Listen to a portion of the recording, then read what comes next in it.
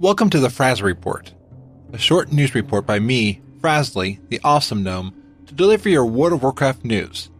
I come to you from outside of the ruins of what was once Lordaeron and the Undercity.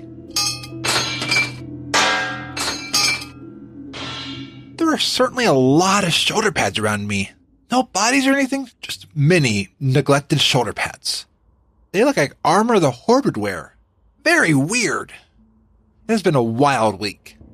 Last week, we saw Teldrassil burn during the peace rally in Darnassus. Some listeners to the report said that the song caused the tree to burn. I want to set the record straight. It was Sylvanas' fault. Sylvanas will pay for what she has done. Thank you to Toshmifune from the Halfhill Report for continuing the broadcast last week.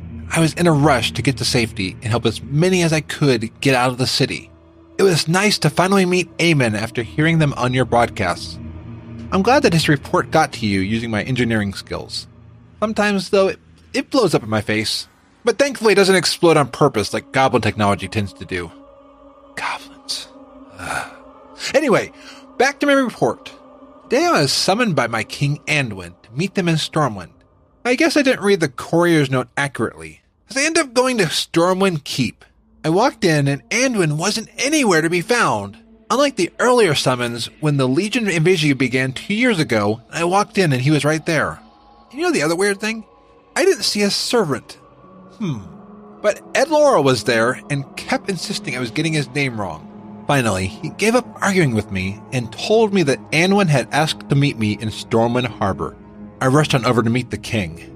Once there, I was amazed at how King Anduin wasn't crying over the loss of our former king like he was the last time we met. But he was standing in front of us with a confidence that I have not seen before. I feel like he must have been emboldened by something that happened recently. I bet there is a tome on that, which would absolutely be a golden read in the history of Azeroth. Once I stopped staring into his eyes, I realized he had been audible for the past 5 minutes. He had been trying to tell me about the upcoming plan to lay siege to Lordaeron. I jumped at this opportunity to take revenge on the Banshee Queen and what she has done to the Great Tree. We set sail for Lordaeron! Well, after I picked up 4 suitcases from a vendor in Stormwind, who surprisingly told me that he hoped I'd live to be 1,000 years old. Gnomes tend to live to ripe old age of 400 to 500 years old, depending on factors like nutrition, how many steps per day they get, and other stuff. But 1,000 years would be amazing! Once there, we began the fight towards Lordaeron. This was an incredible battle. I saw so many leaders of the Alliance. Gen Greymane, Mechatork. I even saw a very adorable gnome by the name of Field Marshal Cogspart. Oh dear. If Addie ever returns my Battle.net messages, I hope she doesn't know that I was attracted to another gnome. Oh gnome, I'm getting sidetracked again. It was hard to keep up with everything that was going on today. I kept jumping around, trying to attack, but not get stepped on by bigger players. At one moment, we were nearing the gates, about to crash into them like a wrecking ball, until Sylvanas appeared on the parapet. She said something which I didn't catch, as I was just seething in anger at her. All of a sudden, my fellow Alliance are running towards me, screaming, yelling, and thankfully one Draenei picked me up and carried me as this green mist started creeping toward me.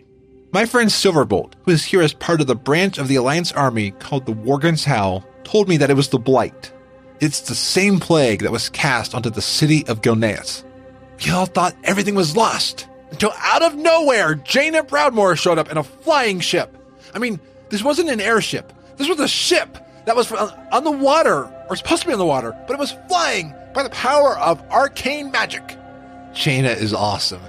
Thanks to Jaina, she used one of her amazing powers to take out the creeping Blight. To top it all off, she used arcane cannons to take down the wall! With this, we rushed in and battled. We kept attacking and fighting our way in. Finally, we neared the entrance to what I was told is the throne room, the place where Arthas changed history that fateful day. As we got closer, leaders of the Alliance walked through the door. Things were calm for a bit. Some of us started playing Hearthstone. I kept losing. Not good at that game. All of a sudden, people started yelling and running toward us and saying, "Run! Run!" The Blight started to creep in all around us. And thanks to another Draenei, I was picked up and carried out. My legs are short, so I can't run that fast. And Heroic Leap is on cooldown. I didn't have the Heroic Leap cooldown talent selected. We left and got to a safe distance away, and that is where I join you now. I had to record the events of today, as I feel this will be remembered for centuries to go. It has been a wild past few weeks. Just as we put aside the fight against the Legion, everything went chaotic. And you know what? To top it all off, I have found out that the Undercity and Darnassus locations of Varco Pizza are lost. One is burning, and one is covered in blight. The health inspectors probably won't let them open for a long time. Curse you, Sylvanas! I was hoping to get a piece of pizza after this event. Now I have to hearth all the way back to Dalaran just to eat a piece of pizza? Ugh! I wonder what is in store for us here in Azeroth. Something tells me a storm is brewing, if it isn't already here. Good thing I pre-purchased the expansion. Stay tuned for future broadcasts of the Frazley Report. Until next time, be awesome!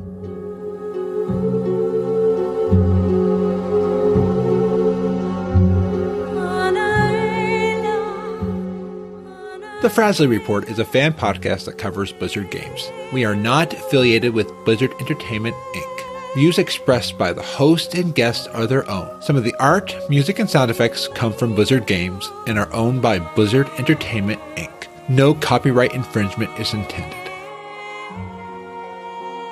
Want more awesomeness every week? Visit weeklyawesome.com. Weekly podcasts to make your week better. Remember to smile and be awesome.